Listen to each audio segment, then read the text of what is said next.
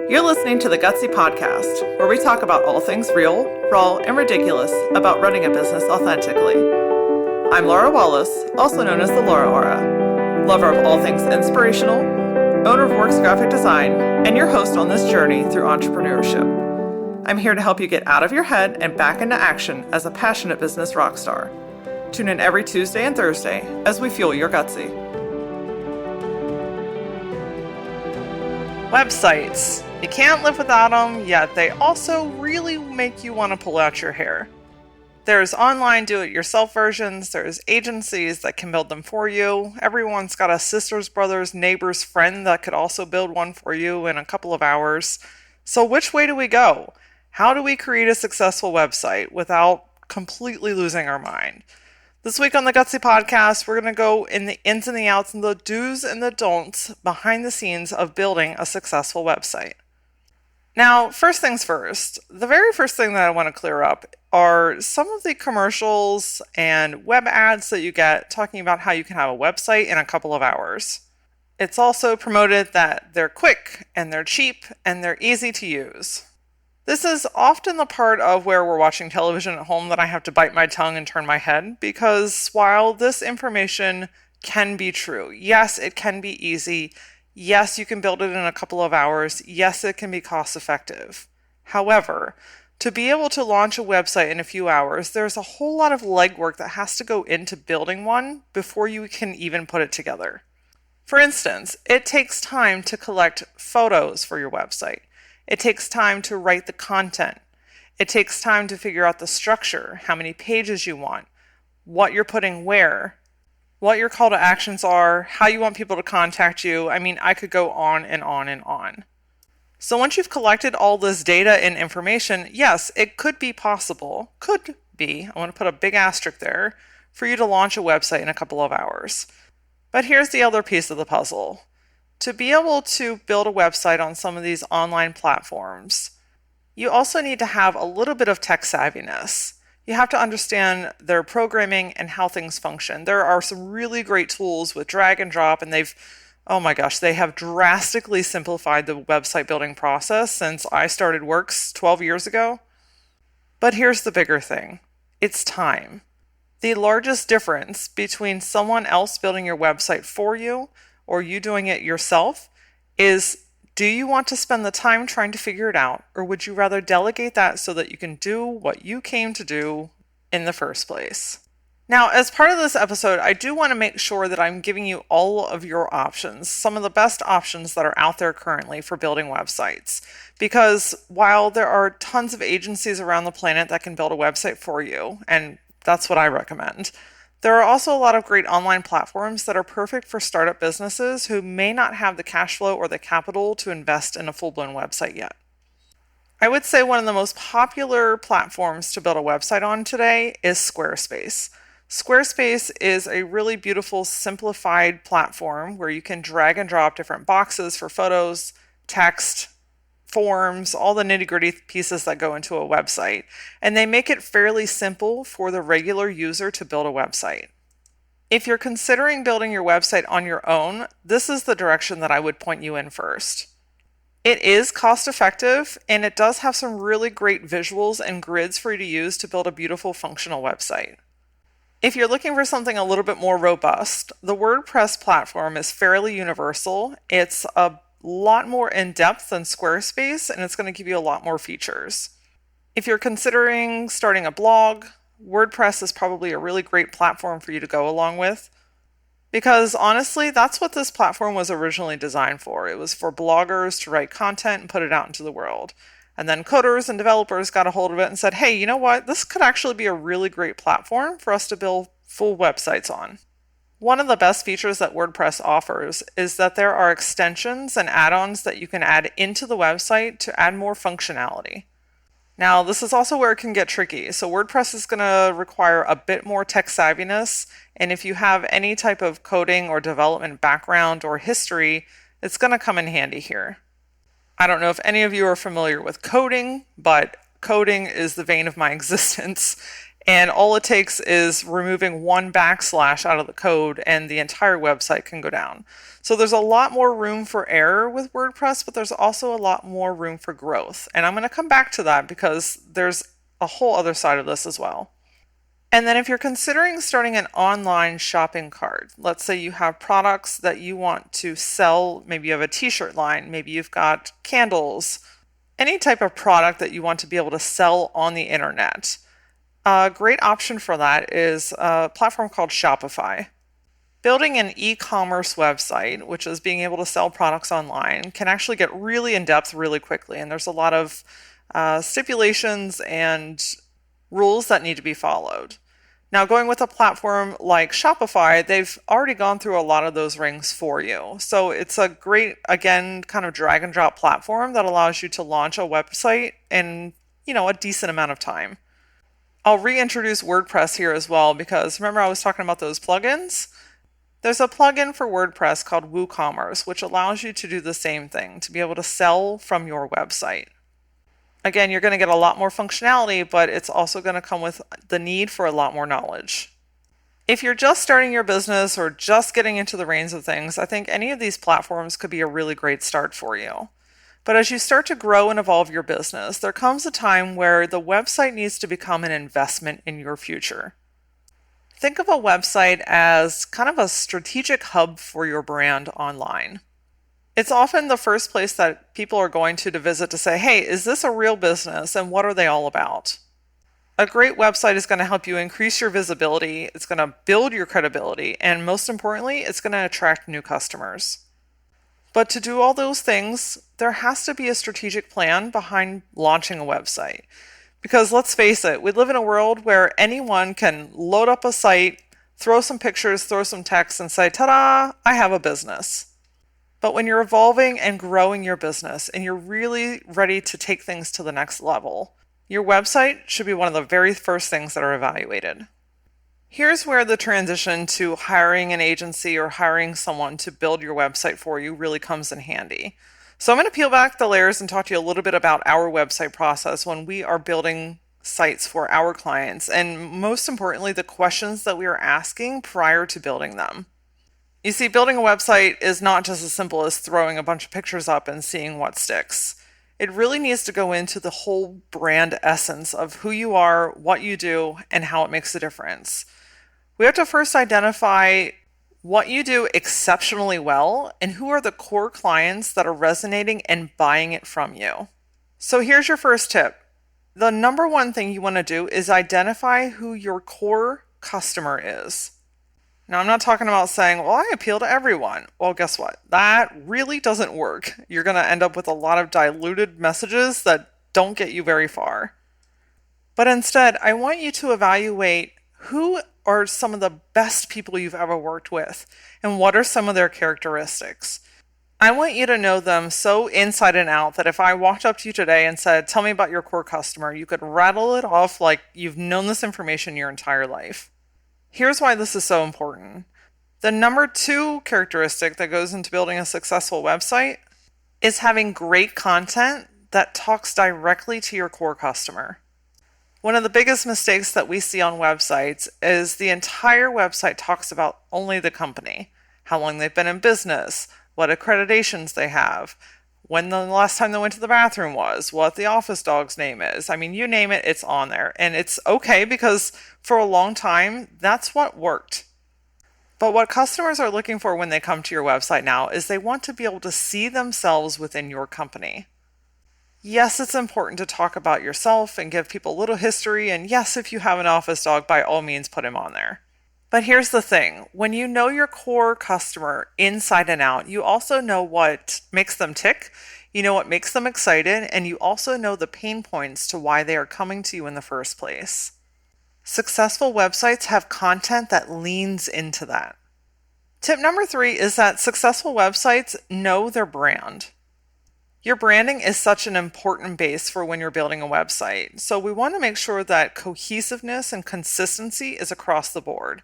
I always tell you that no matter where anyone is experiencing your brand, it should look the same, talk the same, act the same, smell the same, all whatever the characteristics are of your brand, it should be identical across the board. So successful websites have a cohesive brand that coordinate with the rest of their online strategy. For instance, if I went to your Facebook page today and looked at your cover photo and your profile image, would that coordinate with the same profile image on your Instagram account? And would that coordinate with the same look and feel as your website has? One of the largest challenges that we see with people with online presence is, it can be really overwhelming to manage and take care of all these things. So it's very easy to create inconsistency throughout the different platforms.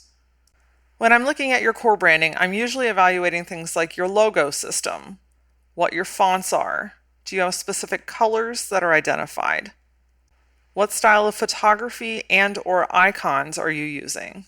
Are you heavy more into illustration? And does the tone of all your imagery have the same look?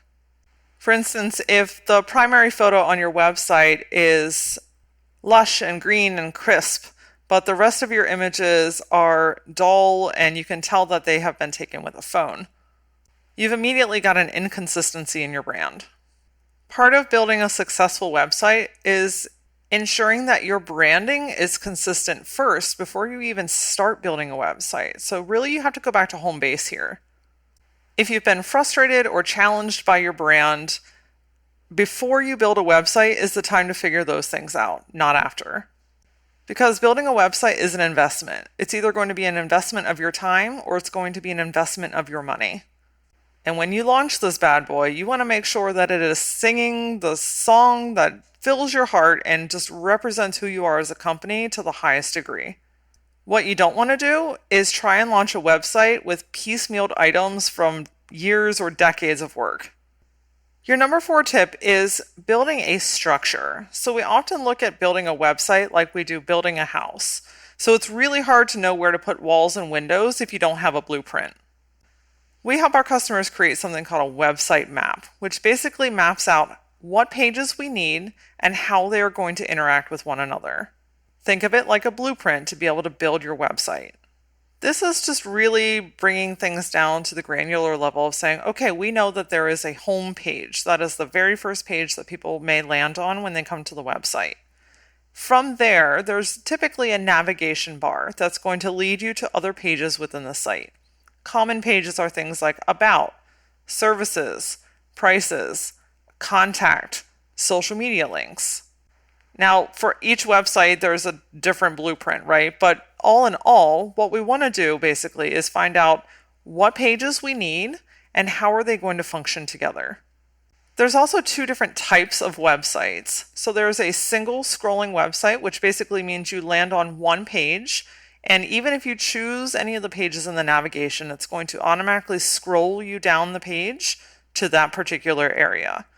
That's a really great way if you're just launching a website or just launching a business, if you want to get some information out there or you don't have an abundant amount of content, this can be a really great platform for you.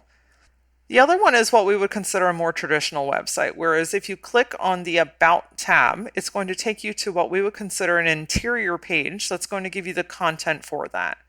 Now, again, when we're coming back to the strategy of the website, we're looking at things like keeping people moving through the website. So developing things like call to actions or leading people to the contact and teaching them how to take that next step with you.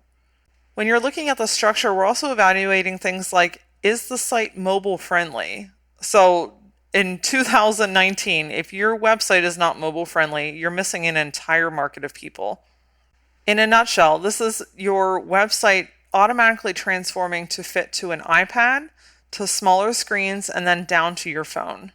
If you've ever been on a website that is not mobile friendly, it's where you have to do the good old-fashioned pinch and zoom. The functionality and the structure of your website are such an important part of having a successful website that keeps clients engaged and coming back. And your 5th tip for creating a successful website is creating convenience for your user.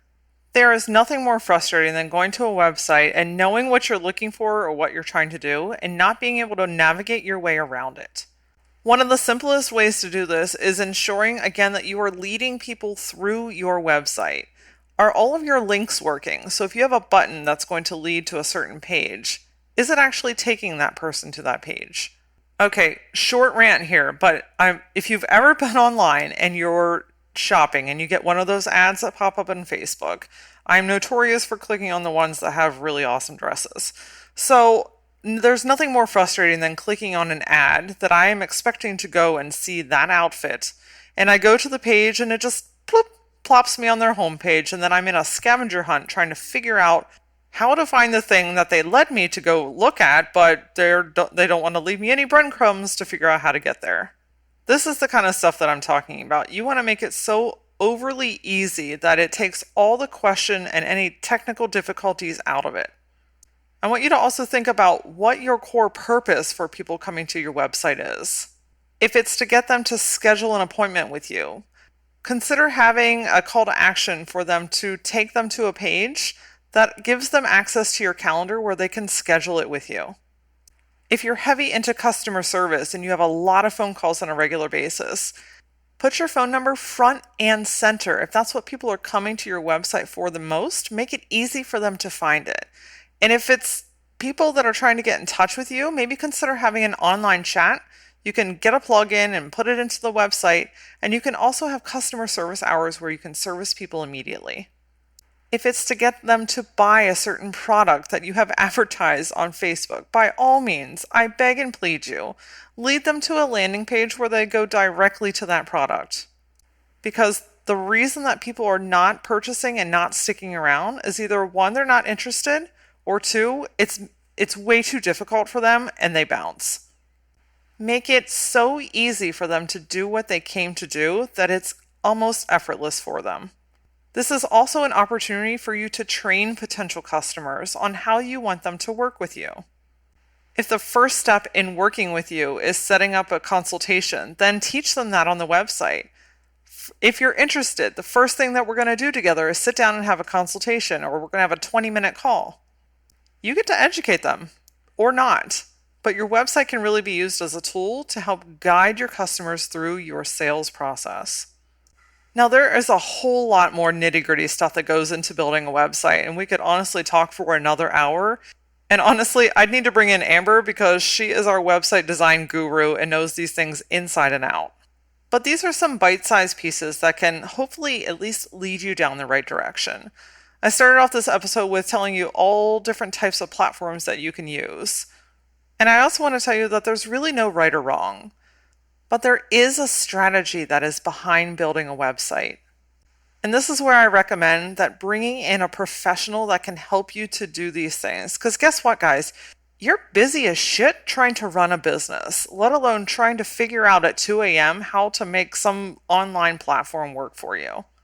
I don't know about you, but nothing makes me want to flip a table more than if I'm trying to get my computer to do something that my brain knows what it can do, but I don't know how to tell the computer to do the thing that's going on in my brain.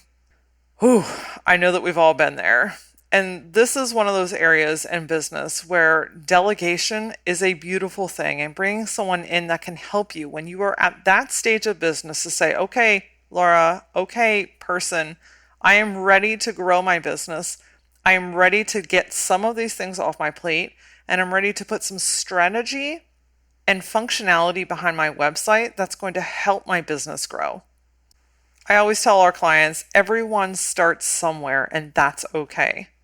But if you're thinking, all right, Laura, it's time, I need you guys to help me, I want you to shoot an email to Kristin, Kristin, at worxgd.com. Let her know that you listened to the website podcast, and she's going to give you 15 minutes to just spill your gutsy. Tell us what's going on, and, we can see where the world takes us. We'd be happy to take that off your plate. Join me Thursday as we take our power back by embracing the boldness within our attire. Until then, follow the Gutsy Podcast on Facebook and Instagram, and for more Gutsy insight, follow me on Instagram at ThatLauraOra. See you next time.